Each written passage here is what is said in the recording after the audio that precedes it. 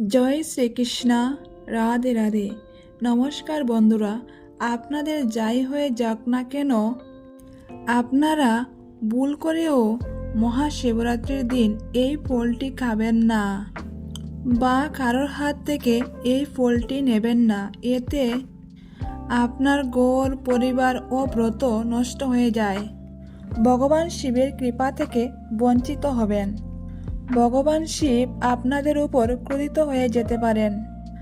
আপনাদের উপর পাপ লাগতে পারে। মহাশিবরাত্রিতে এমন ভুল কখনো করবেন না। এমনভাবে কখনো পূজা করবেন না। আর এই ফুলটি শিবলিঙ্গে কখনো অর্পণ করবেন না। আর ভগবান শিবের পুজো সম্পূর্ণ শুভ সময়ে করবেন। বন্ধুরা, আপনি যদি ভগবান শিবকে মানেন এবং তার পুজো করেন, তাহলে আজকের ভিডিওটি প্রথম থেকে শেষ পর্যন্ত সম্পূর্ণ শ্রদ্ধার সহিত দেখুন। দেখবেন ভগবান শিবের আশীর্বাদে আপনার ভাগ্য খুলে যাবে।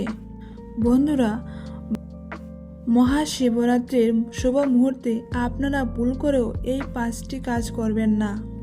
এতে আপনার জীবনে নানা রকমের সমস্যা, বাধা, বিঘ্ন, অর্থকষ্ট আসতে পারে। এই দিন ভগবান শিব ও মাতা পার্বতীর পূজা শুভ মুহূর্তে করবেন।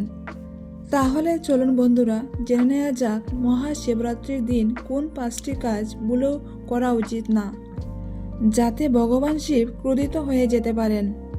তো ভিডিওটির মূল পর্বে যাওয়ার আগে আমার প্রত্যেক বন্ধুর কাছে অনুরোধ রইল, ভিডিওটি দেখে যদি আপনাদের ভালো লাগে তাহলে একটা লাইক করবেন এবং কমেন্ট বক্সে পরম শ্রদ্ধার সহিত লিখবেন হর হর মহাদেব, ওং নমঃ শিবায়। আর আমার চ্যানেলে যদি নতুন বন্ধু হয়ে থাকেন তাহলে অবশ্যই সাবস্ক্রাইব করে আমার পাশে থাকবেন। বন্ধুরা, মহাশিবরাত্রির দিন আপনারা ব্রহ্ম মুহূর্তে ঘুম থেকে উঠবেন। তারপর আপনার বাড়ির নিত্য কাজকর্ম সেরে নেবেন। স্নান করবেন, শুদ্ধ পরিষ্কার বস্ত্র ধারণ করবেন। তারপর শুভ সময়ের মধ্যে শিবলিঙ্গের পূজা করবেন। শিবলিঙ্গে দুধ জল অর্পণ করবেন। এই দিন ভগবান শিবের ধ্যান করবেন, ভগবান শিবের নাম জপ করবেন। আর ওং নমঃ শিবায় এই মন্ত্র যতবার পারবেন ততবার জপ করবেন। এই দিন যদি আপনি ব্রত রাখেন তাহলে সম্পূর্ণ না খেয়ে থাকবেন। তাহলে চলুন বন্ধুরা, এবার জেনে নেওয়া যাক মহাশিবরাত্রির দিনে কোন ভুলগুলি করা উচিত নয়, যাতে ভগবান শিব ক্রোধিত হয়ে যেতে পারেন। মহাশিবরাত্রির দিন যাই হয়ে যাক না কেন, আপনারা ভুল করেও মাছ, মাংস, ডিম, পেঁয়াজ এগুলো খাবেন না। এমনকি মদ্যপানও করবেন না। বন্ধুরা, যদি আপনারা মহাশিবরাত্রির দিন এই জিনিসগুলি খান বা আপনার বাড়িতে রান্না করেন, তাহলে ভগবান শিবের আশীর্বাদ কখনোই থাকবে না আপনার ঘরে। মহাশিবরাত্রির পবিত্র দিনে আপনারা অবশ্যই নিরামিষ আহার গ্রহণ করবেন। যারা ব্রত রাখবেন না তারা কিন্তু নিরামিষ আহার গ্রহণ করবেন।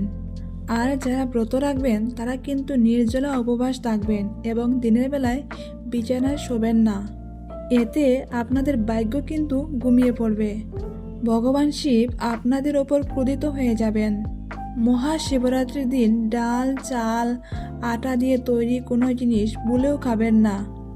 মহাশিবরাত্রির দিন যদি মহাদেবকে তুষ্ট করতে চান বন্ধুরা, তাহলে কখনো ভুল করে কালো রঙের কোনো পোশাক পরবেন না। যত পারবেন গেরুয়া ও লাল রঙের বস্ত্র ধারণ করবেন। মহাশিবরাত্রির দিন ভুল করেও কখনো স্বামী স্ত্রী মিলন করবেন না, কারণ এতে ভগবান শিব আপনাদের উপর ক্রোধিত হয়ে যেতে পারেন। এই দিন যতটা পারবেন আপনাদের সামর্থ্য মতো দান করবেন। মহাশিবরাত্রির পবিত্র দিনে কখনো ভুল করেও এই জিনিসগুলি শিবলিঙ্গে অর্পণ করবেন না। তা না হলে সারা জীবন আপনাকে দুঃখ কষ্ট ভোগ করতে হবে। এমনকি আপনার ব্রত নষ্ট হয়ে যেতে পারে। ভগবান শিব আপনার উপর ক্রোধিত হয়ে যেতে পারেন। আর ভগবান শিব যদি একবার ক্রোধিত হয়ে যান আপনার ওপর, তাহলে আপনার জীবন কিন্তু জলে পুড়ে ছাই হয়ে যাবে। বন্ধুরা, ভুল করেও শিবলিঙ্গে তুলসী পাতা অর্পণ করবেন না। পৌরাণিক কথা অনুসারে তুলসী মাতাকে মাতা লক্ষ্মীর স্বরূপ বলা হয়। আর মাতা লক্ষ্মী দেবী হলেন ভগবান শ্রী বিষ্ণুর অর্ধাঙ্গিনী। ভগবান শ্রীবিষ্ণুর শালিগ্রামে তুলসীর প্রয়োগ করা হয়। এই কারণে শিবলিঙ্গে তুলসী পাতা অর্পণ করা বর্জিত রয়েছে। তুলসী পাতা শিবলিঙ্গে অর্পণ করলে আপনি মহা পাপের ভাগীদার হবেন, তাই এমন ভুল কখনো করবেন না। দ্বিতীয়টি হলো বন্ধুরা সিঁদুর। সিঁদুর হলো এক প্রকার সিংহার। বন্ধুরা, ভগবান শিব হলেন বৈরাগী, মহাকাল। ঠিক এই কারণে শিবলিঙ্গে কখনো সিঁদুর অর্পণ করা উচিত নয়। 3 নম্বর, মহাশিবরাত্রিতে যত পারবেন গেরুয়া রঙের বস্ত্র পরিধান করবেন। এতে ভগবান শিব অত্যন্ত প্রসন্ন হবেন। এই দিন কালো রঙের বস্ত্র থেকে দূরে থাকবেন। কালো রঙের বস্ত্র পরে কখনো শিবলিঙ্গের পাশে যাবেন না। নাম্বার 4, হলুদ। বন্ধুরা, সমস্ত দেবদেবীর পূজায় শুভ কাজের জন্য হলুদ ব্যবহার করা হয়, কিন্তু বিনাশের দেবতা ভগবান শিবকে কখনো হলুদ অর্পণ করা উচিত নয়, কারণ হলুদ হলো সৌভাগ্যের প্রতীক। নাম্বার 5, কেতকী ফুল। পৌরাণিক কথা অনুসারে কেতকী ফুল কখনো শিবলিঙ্গে অর্পণ করা উচিত নয়, কারণ এই কেতকী ফুল একবার ভগবান ব্রহ্মার মিথ্যার সাক্ষী দিয়েছিল। এই কথা জানার পর ভগবান শিব কেতকী ফুলকে অভিশাপ দিয়েছিলেন, তাই কখনো কেতকী ফুল শিবলিঙ্গে অর্পণ করা উচিত নয়। নাম্বার 6, নারকেলের জল। পৌরাণিক কথা অনুযায়ী শিবলিঙ্গে কখনো নারকেল জল অর্পণ করা উচিত নয়। নাম্বার 7, শঙ্খের জল। বন্ধুরা, ভগবান শিব শঙ্খচূড় নামক অসুরকে বধ করেছিলেন, এই জন্য ভগবান শিব শঙ্খের জল পছন্দ করেন না। বন্ধুরা, এবার বলি শিবরাত্রির দিন শিবলিঙ্গে কি কি অর্পণ করা খুবই জরুরি, যা অর্পণ করলে আপনাদের ভাগ্য ঘুরে যাবে। এই জিনিসগুলি যদি শিবলিঙ্গে অর্পণ করতে পারেন মহাশিবরাত্রির দিন, তাহলে একজনের ভাগ্যের চাকা কিন্তু ঘুরে যাবে, ঘুমন্ত ভাগ্য জেগে উঠবে ভগবান শিবের কৃপায়। ভগবান শিবের কৃপায় সেই ব্যক্তি কিন্তু কোটিপতি হয়ে যাবে। এই জিনিসগুলি অর্পণ করলে ভগবান শিব অত্যন্ত প্রসন্ন হয়ে যাবেন। 1 নম্বর হচ্ছে গঙ্গা জল। হ্যাঁ বন্ধুরা, এই গঙ্গা জল শ্রী বিষ্ণুর চরণ থেকে বেরিয়ে এসেছে, আর ভগবান শিবের জটা থেকে এই ধরাভূমিতে প্রবেশ করেছে। ঠিক এই কারণে সমস্ত নদী থেকে গঙ্গা হল পরম পবিত্র। গঙ্গা জল দিয়ে ভগবান শিবের পূজা করলে ভগবান শিব অত্যন্ত প্রসন্ন হয়ে যান। আর গঙ্গা জল শিবলিঙ্গে অর্পণ করলে মানসিক শান্তি ও সুখ প্রাপ্তি হয়। বন্ধুরা, এমনটা বিশ্বাস করা হয় যে আখের রস দিয়ে যদি শিবলিঙ্গের অভিষেক করতে পারেন, তাহলে একজন ব্যক্তি খুব তাড়াতাড়ি ধনী হয়ে যেতে পারে। বন্ধুরা, 3টি পাতাওয়ালা বেলপাতা, যে পাতায় কোনো খুঁত থাকে না, এই ধরনের বেলপাতা শিবলিঙ্গে অবশ্যই অর্পণ করবেন, কারণ বেলপাতা হলো শিবের অত্যন্ত প্রিয়। এই 3টি পাতাওয়ালা বেলপাতা ত্রিদেবের প্রতিরূপ। ব্রহ্মা, বিষ্ণু ও মহেশ্বরের প্রতীক মানা হয়। মহাশিবরাত্রির পবিত্র দিনে শিবলিঙ্গে বেলপাতা অবশ্যই অর্পণ করবেন। একথা কিন্তু শিব পুরাণে লেখা রয়েছে। ধুতরা ফুল ভগবান শিবের অত্যন্ত প্রিয়। বন্ধুরা, মানসিক শান্তি পেতে সাদা ধুতরা ফুল শিবলিঙ্গে অর্পণ করুন। বন্ধুরা, গ্রহের অশুভের কারণে ঘরের সুখ শান্তি চলে যায়। আর্থিক সমস্যা দূর করার জন্য ভগবান শিবকে একটা রূপোর নাগনাগিন অবশ্যই অর্পণ করুন। এই পবিত্র মহাশিবরাত্রির দিনে নাগনাগিন শিবকে অর্পণ করলে এতে কাল সর্পরূপ সমস্ত ধরনের দোষ কেটে যায়। এবং এই দিনে ধুতরা ফলও শিবলিঙ্গে অর্পণ করুন, তাহলে অনেক ধরনের সমস্যা থেকে মুক্তি পাবে। বন্ধুরা, বাং হলো ভগবান শিবের অত্যন্ত প্রিয়। ভগবান শিব যখন সমুদ্র মন্থনের সময় বিষ পান করেছিলেন, তখন সেই বিষের প্রভাব কমানোর জন্য অনেক ধরনের জড়িবুটি ব্যবহার করেছিলেন দেবতারা, আর তারই মধ্যে একটি হলো বাং। ভগবান শিবের বাং হলো অত্যন্ত প্রিয়।